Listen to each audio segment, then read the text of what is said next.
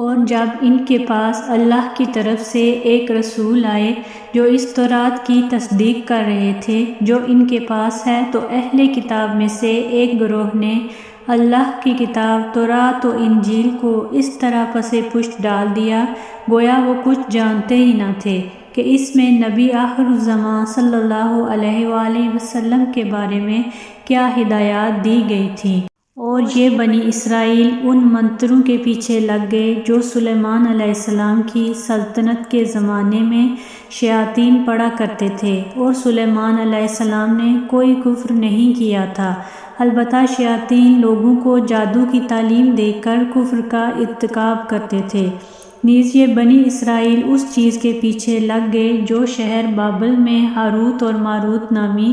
دو فرشتوں پر نازل کی گئی تھی۔ یہ دو فرشتے کسی کو اس وقت تک کوئی تعلیم نہیں دیتے تھے جب تک اس سے یہ نہ کہہ دیں کہ ہم محض آزمائش کے لیے بھیجے گئے ہیں، لہٰذا تم جادو کے پیچھے لگ کر کفر اختیار نہ کرنا۔ پھر بھی یہ لوگ ان سے وہ چیزیں سیکھتے تھے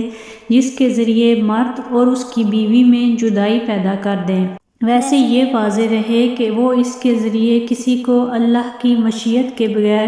کوئی نقصان نہیں پہنچا سکتے تھے، مگر وہ ایسی باتیں سیکھتے تھے جو ان کے لیے نقصان دہ تھیں